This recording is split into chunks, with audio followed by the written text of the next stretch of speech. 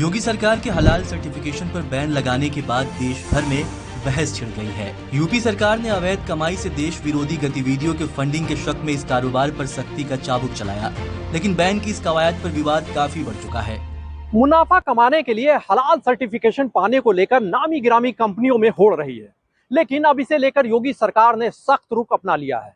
बंदिश के सरकारी फरमान के बाद हलाल कारोबार को लेकर विवाद गहरा गया है, बहस छिड़ गई है। इसके पक्ष और विपक्ष में लामबंदी की कवायदें तेज हो गई हैं। दरअसल भारत में हलाल कारोबार करीब 30,000 करोड़ का है। भारत में 400 से ज्यादा FMCG कंपनियां हलाल सर्टिफिकेशन का हिस्सा बन चुकी हैं। यूपी समेत देश भर के तमाम 5 स्टार होटल, एयरलाइंस से लेकर क्लब और रेस्टोरेंट इस सर्टिफिकेशन की चाहत रखते हैं।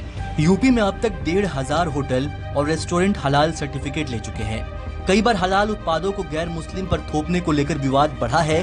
विवाद की वजह समझने से पहले हलाल सर्टिफिकेशन के कारोबार को समझना जरूरी है। इस्लामी मान्यताओं के अनुसार हलाल खाने पीने की चीजों की निर्माण प्रक्रिया और जानवरों के वध पर लागू होता है। हलाल सर्टिफाइड का मतलब है किसी अमुक उत्पाद को इस्लामी मान्यताओं के अनुरूप तैयार किया गया है। कई कंपनियां अपने उत्पादों पर हलाल सर्टिफाइड का स्टैंप लगाती हैं। वैश्विक बाजार में 24% मुस्लिम आबादी को देखते हुए हलाल कारोबार बढ़ रहा है, क्योंकि OIC यानी ऑर्गेनाइजेशन ऑफ इस्लामिक कोऑपरेशन के तहत आने वाले 57 इस्लामिक मुल्कों में उत्पाद बेचने के लिए हलाल सर्टिफिकेट जरूरी होता है। अनुमान के मुताबिक वैश्विक खाद्य बाजार में हलाल उत्पादों का हिस्सा 9% के करीब है। रिसर्च के मुताबिक साल 2030 तक हलाल मार्केट 60,000 करोड़ US$ से ज्यादा का होने का आकलन है। डिमांड और सप्लाई की चेन ज्यादा होने की वजह से तमाम कंपनियां अपने उत्पादों के लिए हलाल सर्टिफिकेशन कराना चाहती हैं।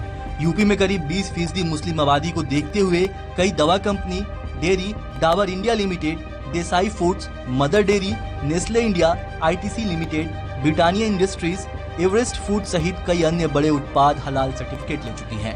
हलाल सर्टिफिकेशन के खिलाफ 3 साल से मुहिम चला रहे निशित की माने तो बैन का ये फैसला आतंकवाद की कमर तोड़ने में बड़ा हथियार बनेगा। देखिए, हलाल अर्थव्यवस्था एक बहुत बड़ा इकोनॉमिक थ्रेट है, भारत के लिए ही नहीं पूरे विश्व के लिए। हम आमजन जब खरीदारी करने निकलते हैं तो ऐसे प्रोडक्ट्स हम जाने अनजाने में खरीद लेते हैं जिन पे हलाल सर्टिफिकेशन होता है।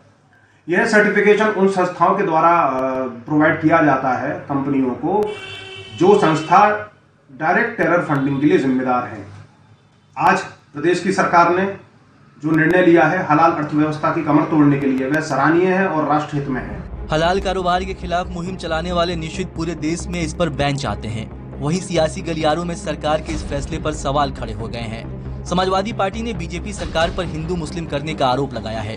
किस तरीके से हलाल प्रोडक्ट के आयात पे रोक लगाई है, निर्यात पे रोक नहीं लगाई है, वो भारतीय जनता पार्टी की दोहरी मानसिकता को दिखाता है। दिल्ली और लखनऊ के इंजन आपस में टकरा रहे हैं। जो फैसला केंद्र की सरकार को लेना चाहिए था वो उत्तर प्रदेश की सरकार ले रही है। हलाल कारोबार पर सख्ती के बाद सियासत से इधर एक सच ये भी है कि हलाल सर्टिफिकेट देने वाली कंपनियां पर रातों रात दौलत बरस रही है। वहीं योगी सरकार के फैसले के खिलाफ हलाल सर्टिफिकेशन देने वाली कंपनी अदालत में चुनौती देने की तैयारी कर रही है।